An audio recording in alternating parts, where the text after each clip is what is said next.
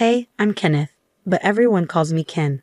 I just turned 33, and let me tell you, I've got quite a story to share. Before today's events, I didn't really believe in karma or anything spiritual. I thought it was all just in people's heads. But now, I've had a change of heart. I totally believe that what goes around comes around.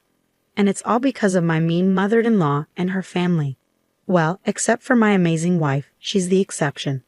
Despite growing up around all that negativity, she's still a wonderful person. Now let me tell you about the crazy stuff that happened on a sunny Wednesday morning in my house. Hey, could you come down here real quick? What's up, honey? I need to ask you something, and please don't say no. My wife gave me those adorable puppy dog eyes, and honestly, who could resist that? She explained how her mom, Georgina, was coming to town and needed a place to stay. I knew what she was getting at, and I quickly said no. But babe, it's just for the weekend. Can't you handle having a sweet old lady around for a couple of days? Let me tell you, that lady was anything but sweet. She was like pure evil, I kid you not. Dealing with her was like living in a horror movie. I often wonder how my wife turned out so kind despite having such a nightmare for a mother. As I started explaining why I couldn't handle having Georgina around and suggested she stay in a hotel, Kimberly started looking really sad. And like I said, I can't resist her sad face. She's got me wrapped around her finger. So reluctantly, I agreed. Kimberly was over the moon, thanking me like crazy. Since you're being so good about this, I'll make sure she behaves too. Don't worry. Hopefully you won't even have to see each other. It'll all be smooth sailing, I promise. Well, that promise didn't last long because what happened next was totally unexpected. It was Friday afternoon, and Georgina, my mother-in-law, was about to arrive. We prepared the guest room with everything she might need and some stuff she likes, hoping it would keep her from causing drama. Around noon, the doorbell rang. Kimberly, busy in the kitchen, called out, "I think she's here, Kenny. Can you get the door, please?" I prepared myself and opened the door. Standing there was a woman with a not-so-friendly expression. It wasn't a smile. It looked more like a scowl. My mother-in-law. I greeted her. "Hello, Kenneth. Hi there. How was your trip? Are you doing okay?" I welcomed her inside, taking her stuff and doing all the host stuff without being too pushy. But I could feel my irritation building as she started her never-ending complaints. "Wow, Kenneth, the patio looks amazing. Did you do this?" "Yeah, it looks absolutely lovely. I'll need to snap some photos soon. Oh, could you take those bags upstairs to my room, dear? And could you also make me a coffee? I'd like a caramel macchiato with whipped cream, please." Did she think this was a Starbucks? If you've ever seen A Streetcar Named Desire, you might get an idea of what Georgina was like. She acted just like Blanche, all high and mighty with a touch of fake innocence. She strutted around like she was a gift to the world. I can't stand that kind of arrogance, especially when she's being rude. Just then, Kimberly came out of the kitchen to greet her mom. "You look stunning." "Oh, come on, Kimberly, do I? You're just saying that." "Well, you do look great. It's this new diet I'm on. You should try it. You could use it, sweetheart." "But not this weekend. This weekend is for relaxing. That's why I ordered my caramel macchiato. Speaking of which, Kenneth, when's my coffee going to be ready? I'm thirsty. I need something to drink right now. I might faint." See what I have to deal with. After enjoying a delicious lunch prepared by my wonderful wife, I had to quickly Google how to make a caramel macchiato. Georgina made it her mission to point out every little flaw in the meal, followed by a quick, "It's fine. Don't worry too much" to soften the blow. But she made sure to remind us to be extra careful next time to avoid making those silly mistakes, as she called them. She seemed to enjoy talking down to us, and while I could handle it, I could see it was getting to Kimberly. I mean, how could she not be bothered? That was her mom, after all, and Kimberly didn't have a mean bone in her body. I couldn't say the same for myself, though. I'm the type who likes to get revenge when I can. Later in the afternoon, Georgina went on and on about how much she loved the house. Well, she had a unique way of expressing her love for it. Sure, my time in Bora Bora was nice, but Zanzibar was even better. The scenery was stunning and the people were lovely. This vacation won't be as fancy as those, but it's still a vacation. Maybe it'll humble me a bit, since I've been to so many fancy places. It'll be a nice change of pace, I guess. I'll be honest, I zoned out of the conversation many, many times, and whenever I checked back in, it was still going on. Georgina had a way of making things drag on longer than they needed to. Anyway, we spent the afternoon chatting, mostly Kimberly and Georgina. I was just there, like a decoration, making sure Kimberly was comfortable. Every now and then, I'd chime in to make it seem like I was paying attention. Around 4 p.m. that evening, things started to get a bit weird. You know, Kimberly, I've been complimenting your house ever since I got here, and I have to say, it's stunning. Thanks, Mom. We've been working hard to make it nice, and Kenny and I spent a lot of time getting ready for your visit. It's so good that I can't keep this beauty to myself. What do you mean, Mom? What are you saying?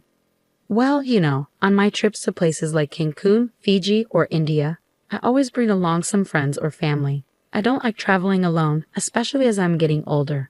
It's become a bit of a tradition for me to have companions like Ursula or Justine. Oh, that sounds nice. How are they? It's been a while since we talked. Funny you ask, because they're actually on their way here now. You can catch up with them yourself. Kimberly nearly chokes on her coffee at this unexpected news.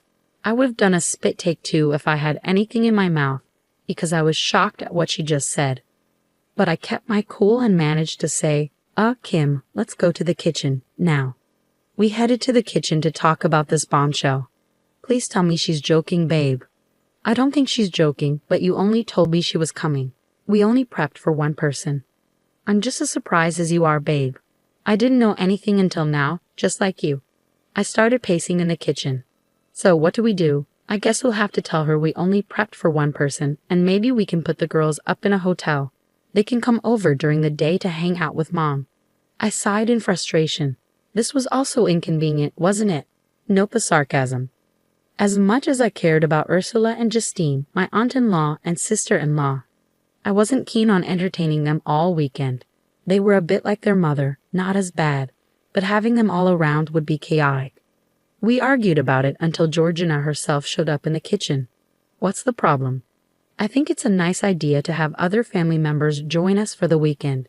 She started pouting, and strangely, it had the same effect on Kimberly as Kimberly's pouting had on me. When she wanted to, Georgina could get her way with those puppy dog eyes. I guess Kimberly inherited that skill from her mom. Oh no, Mom, please don't be upset. It was a nice thought, but we just can't handle this sudden change, especially on such short notice. Kenny and I were thinking of putting Ursula and Justine up in a nearby hotel, and they can come over during the day. Angeline Jolene is also coming with them. So you want 4 extra people in the house? I'm sorry, Georgina, but that's not going to work. Oh, Kenny dear, don't be such a stick in the mud. Jolene has to come. She hasn't been part of the tradition, and she really wants to join in. Plus, she's your younger sister-in-law. We have to make room for her. And honestly, you're not even considered part of our real family, so it makes sense for you to leave and for the girls to stay. It's just for a couple of days after all. Mom, how can you say that? Kenny is our real family.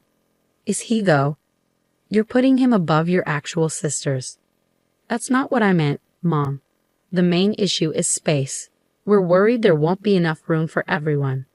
I'm glad you brought that up because I've come up with a solution that will please everyone. Okay, let's hear it. Okay, so here's my idea. Ursula and I can share the bed in the guest room since it's big enough, and Jolene can sleep in Kimberly's bed. There was silence. I was completely lost. I looked at my wife, and she seemed just as confused. Finally, I asked, So you want 3 people to sleep in one bed? That's uncomfortable and inappropriate, don't you think? Yeah, Mom, we're adults now. It's not appropriate for me, my husband, and my sister to share a bed. Aha, I knew you'd say that, which is why I think it's best if Kenneth doesn't stay here during this time. Again, silence. At that moment, I think she finally lost it. So you want me to leave my own house? Kenny, dear, don't call me that. Kenneth, don't talk to me like that. Kimberly, are you going to let him speak to me like that? Look, I don't appreciate you coming into my house and making last-minute demands. It's not fair.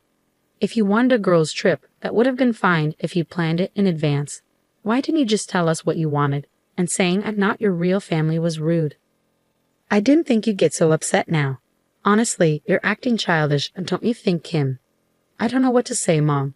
I don't think it's fair. Oh, you dumb people and your sensitivity. I didn't do this on purpose. It must have just slipped my mind. I'm sure you understand. I didn't quite understand, but when I looked at my wife, she was silently pleading with me. I caved in, feeling frustrated, and said, Georgina, better communication would have been appreciated. As I said earlier, I wouldn't have minded if you ladies wanted a girls' trip for the weekend. I could have gone on a trip with the guys or worked at the orphanage. But springing this on us isn't fair. We're adults, even if you see us as your kids. You're a guest in our home, and you need to respect that. I stayed calm and politely pointed out her mistake. She scoffed, walked around, and even laughed at times, seemingly trying to avoid the embarrassment of being confronted by her sister-in-law. Nevertheless, I stood my ground. You want to have a girls' trip and have everyone here for the weekend. Fine, you want me out of the house? That's fine too, but I'll be back after the weekend. With that, I kissed my wife on the cheek and headed to our room. Kimberly tried to reason with her mother, telling her that what she did wasn't okay and that she seriously upset me. But Georgina just laughed it off, treating me like I was overreacting. I packed some clothes in a duffel bag and left. I booked a hotel room online and headed there, but not before stopping by the orphanage where I regularly volunteered. As I mentioned before, the orphanage is called Open Arms, and I love working there. But dealing with unruly and disobedient toddlers, children, and teenagers is no easy task. As I spent the evening playing and helping out the children, I couldn't shake off the thought of how to get back at Georgina. I'm not evil, or at least I don't think I am, but I do believe in teaching people a lesson when they deserve it. I guess that's why I'm good at my job. I had a good connection with the kids, showing them both love and discipline so they wouldn't take advantage of me. We got along well, to the point where some of them could tell something was bothering me. Ken, is everything okay? One of them asked. Yeah, everything's fine, I said, apologizing for losing my cool. I explained the situation to him in simple terms. He was just a kid, after all. But surprisingly, he understood and even sympathized with me. With all due respect, Ken, your mother-in-law is crazy. Tell me about it, I replied. You've got to get back at her somehow, just to teach her a lesson, right? But how? We thought about it for a while, but I couldn't come up with anything. Then Maverick said something that changed everything. We could help. What do you mean? We could help. If you take a handful of us kids and bring us to your house, we could ruin her weekend. I thought about it, and then it clicked. Maverick, true to his name, was an evil genius. It was a perfect plan. The kids would get a fun weekend away, and I could get back at my mother-in-law for disrespecting me. We made plans like two evil geniuses plotting world domination and waited until the next day to put our revenge into action. The next day, Saturday, went like this. Kimberly answered the doorbell and was surprised to see Maverick and a few other kids. Why, hello, Kimberly, Kenny. Oh, Maverick, hello, how are you? Then she noticed the other kids and looked confused. What's going on, babe? Oh, nothing. I thought I'd bring the kids along to join in Georgina's lovely vacation, I said as I walked into the room, followed by 5 kids aged 6 to 10. They were known as the rowdiest bunch, but they could be sweet when they wanted to be. It was when they felt disrespected that they'd let loose. I promised them ice cream if they caused chaos. Hello, Kenneth, how are you? Oh, who are these lovely children? Good morning, Georgina. I hope you're all well.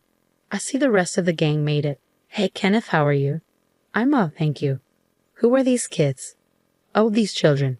They're from the orphanage. Yes, we can see that, but why are they here? Good question. Maverick, would you like to answer that? Well, Ken told us about the lovely vacation you were having in his home, and we've never been on a vacation, so he invited us over to join in. The in-laws, who were sipping mimosas and eating croissants in the living area, gasped in horror and shared looks of disbelief. Some of the kids started grabbing food from the table, bacon, pancakes, orange juice, causing chaos. Georgina stood up and pulled me aside. What's the meaning of this? Just as Maverick said, I wanted the kids to have their own little vacation. I'm sure you wouldn't mind. How can you bring all these kids into the house? This is too much, and someone named Maverick is bound to cause trouble. This was supposed to be a relaxing weekend for me and the girls, you know this. Oh well, I'm sure you wouldn't mind. It's only for a couple of days after all. Listen, I know you're upset. No, you listen here, Georgina. I'm tired of you acting like you own the place. If you want to stay here for a vacation, that's fine, but the kids are staying too. They deserve to enjoy just as much as you do. So maybe next time you'll remember it's not nice to inconvenience others. And with that, I didn't give her a chance to respond. I walked back into the living room to see the chaos unfold. The little girl, don't you dare touch that. That's an expensive designer bag. Stop it. You little troublemakers are causing chaos. Is this what vacations are normally like? Because if so, count me out. The ladies were being harassed by the unruly children, causing chaos. You might wonder how Kimberly felt. She was in the corner snickering. She found it funny too. You might also wonder how I felt watching my house get torn apart. It was worth it to see the looks on my in-laws' faces. I didn't mind cleaning up. Maverick promised they'd help. I just wanted to witness the chaos as the prim older ladies dealt with the chaotic children. Well, everything seems in order. I'll be on my way. I'll pick up the kids tomorrow or Monday. Cheerio. And with that, I left, laughing in my hotel room. I called Kimberly and told her the kids weren't meant to bother her, just the snobby ladies. If she needed a break, she could stay with me. That day was one of the best of my life.